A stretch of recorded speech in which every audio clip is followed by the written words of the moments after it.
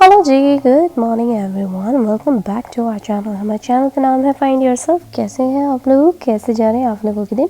मेरा नाम गौरी है और मैं यूएसए से अपनी daily vlogs, daily life routines और हर तरह की get togethers, family functions, overall सब कुछ ही इस चैनल के थ्रू आप लोगों के साथ शेयर करती जा रही हूँ ताकि हम सबका एक कनेक्शन बन सके। फ़िलहाल यहाँ पे मॉर्निंग का टाइम है, बच्चे गए हैं स्कूल, बच्चों की डैडी गए हैं जॉब पे और मैं यहाँ पे अपने जो घर के रूटीन्स हैं, अपने डेली लाइफ से रिलेटेड, वो सारे के सारे यहाँ पे काम करती जा रही हूँ।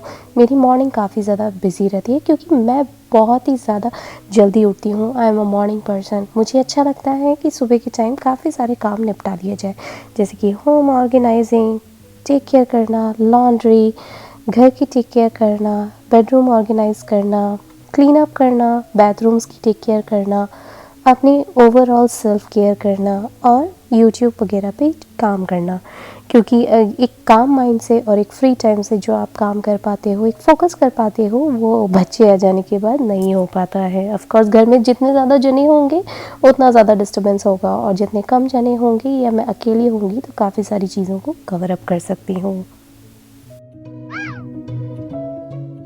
इन केस अगर आप मेरे चैनल पे नए हैं तो एक छोटा सा इंट्रोडक्शन था जो मैंने आप लोगों के साथ शेयर किया है। सुबह के काफ़ी सारे काम चल रहे हैं, जैसे घर की टेक केयर करना, होम ऑर्गेनाइजिंग करना, बेडरूम क्लीन अप करना। मेरी सबसे पहली प्रायोरिटी होती है घर में जब बच्चे स्कूल जाते हैं और बच्चों के डैडी जॉब पे जाते हैं और मैं बिल्कुल फ्री माइंड से सबसे पहली प्रायोरिटाइज चीज़ जो होती है मेरे लिए वो होती है बेडरूम मेकओवर करना।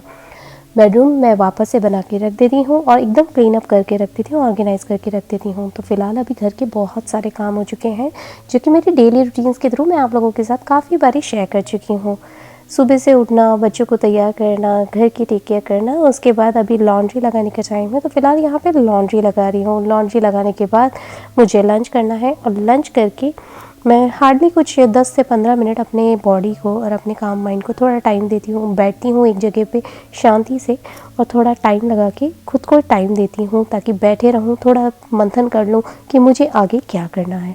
थोड़ी देर में बच्चों को लाने का टाइम हो जाएगा तो मैं निकलूँगी बच्चों को पिक करने के लिए स्कूल से।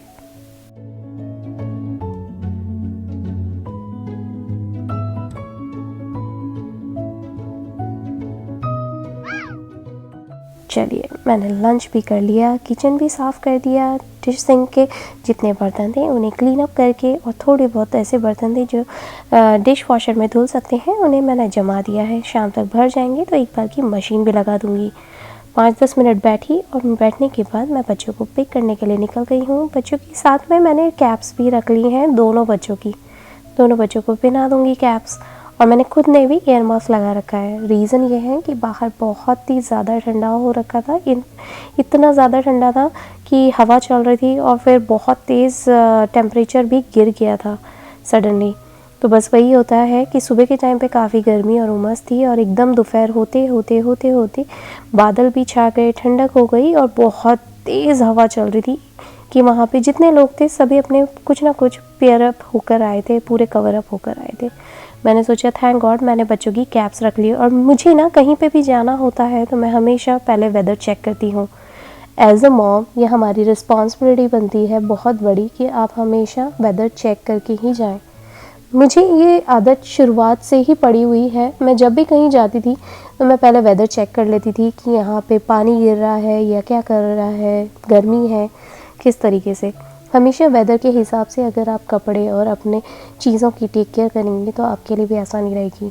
हाँ, सडनली कितनी बार ऐसा होता है कि सुबह कुछ और मौसम होता है, शाम को कोई और मौसम होता है, लेकिन फिर भी हमेशा मेक श्योर करें।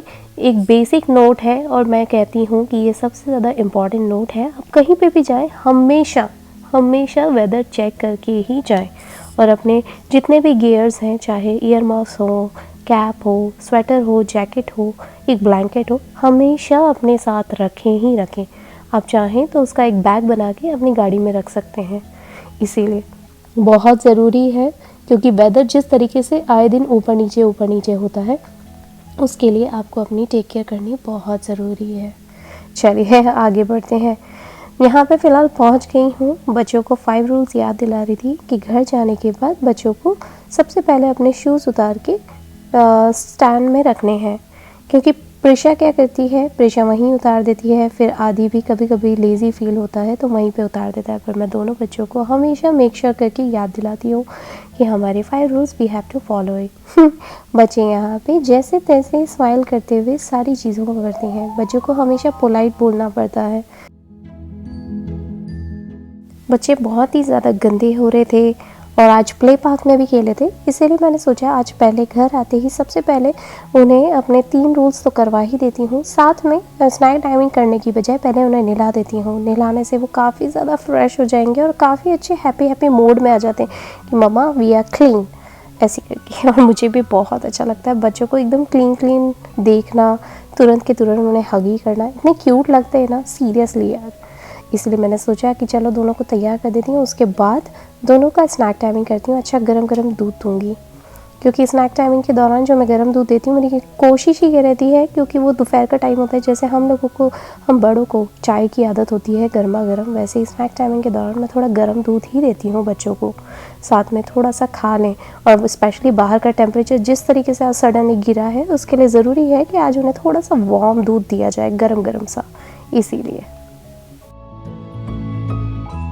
रिसेंटली ही मैंने आदि को सिखाया है कि अपनी हेयर स्टाइल कैसे बनाई जाती है। वो इतनी बार ट्राई करता है, उससे हो ही नहीं पाता है।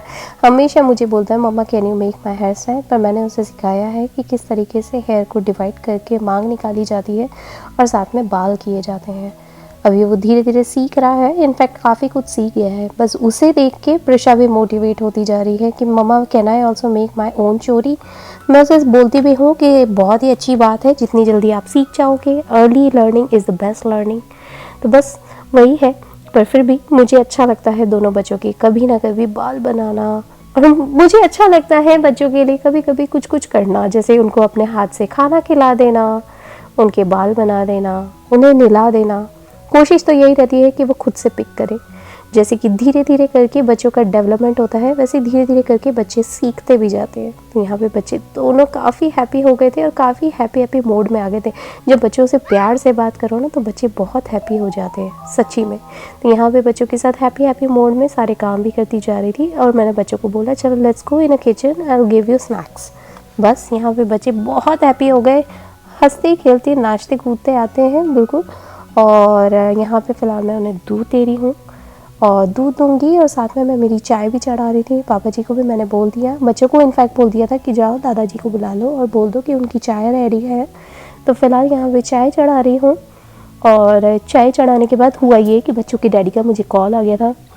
उन्होंने मुझे बोला कि चाय टाइमिंग तक मैं घर पहुँच जाऊँगा। मैंने कहा अरे वाह, ये तो बहुत ही अच्छी बात हो गई, आ जाओ आप। बस वो आएंगे और बच्चों का काम करते करते मैंने सच्ची में टाइम ही नहीं देखा, और टाइम ऐसा हो जाता है कि यहाँ चाय बनती है, वहाँ एक साइड पे मेरे बर्तन धुलते रहते हैं, इतने सारे सिंक में बर्तन हो जाते हैं, और हाथों हाथ ही मुझे खाना बनाना रहता है। सीरियसली मैं बता दूं कि दिन के 24 घंटे भी ऐसे ख़त्म होते हैं ना, पता ही नहीं पड़ता है काम करते करते। जहाँ आप फ्री बैठ जाओ, फ़ोन लेके बैठ जाओ, तो आपको समझ ही नहीं आता, ऐसा लगता है बहुत सारा टाइम है ये सब करने का। लेकिन जहाँ आप काम में बिज़ी होते हो, आपका टाइम कहाँ निकल जाता है पता ही नहीं पड़ता सीरियसली। फिर आपको बाद में धीरे धीरे करके याद आता है कि अरे हाँ ये काम तो रह गया, ये काम तो रह गया। इसलिए मैं कोशिश ये करती हूँ कि ड्यूरिंग द वर्किंग आवर्स, मतलब मेरे घर के जो रूटीन वर्क्स होते हैं उसके बीच में मैं कोई फ़ोन ना करूँ, कोई फ़ोन ना उठाऊँ। कैमरा एक अलग चीज़ हो जाती है, कैमरे से रिकॉर्ड करना अलग बात होती है, लेकिन किसी के साथ फ़ोन के ऊपर बात करना एक अलग बात होती है कि ब्लूटूथ लगा लिया और बात करते जा रहे हैं। पर हाँ, बहुत बारी ऐसा होता है कि इमरजेंसी कॉल्स होते हैं तो वो तो मैं पिक करती हूँ, लेकिन अगर कुछ ऐसे हों कि भाई आज नहीं तो कल बात कर सकते हैं, या अभी इस टाइम पे नहीं करके 2 घंटे बाद या आधे घंटे बाद बात कर सकते हैं, तो वो हो जाता है। मेरे आसपास की सारी फ्रेंड्स काफ़ी ज़्यादा अंडरस्टैंडिंग है। Touch wood, I am so happy, so glad. मैं बहुत ज़्यादा इस चीज़ को थैंकफुल कहती हूँ कि मेरे आसपास के लोग काफ़ी अंडरस्टैंडिंग है। अगर अंडरस्टैंडिंग नहीं है तो भाई ये तो फिर अलग बात हो जाती है। लेकिन मेरे ख्याल से आज की लाइफ में ये आपको समझना बहुत ज़रूरी है कि हम सभी अपनी लाइफ में बहुत ज़्यादा बिजी हैं, टाइम नहीं निकाल पाते हैं बातें करने का, सच में।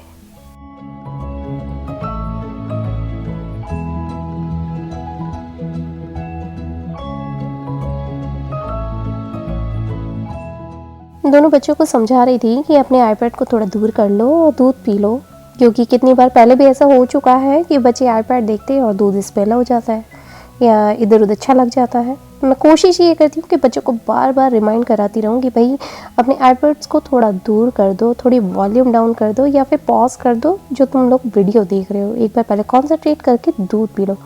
दोनों बच्चे मेरी बात सुन तो लेते हैं पर चिढ़ते बहुत है। सीरियसली अभी छोटे छोटे हैं तो इतनी ज़्यादा चिढ़ते फिरते रहते हैं।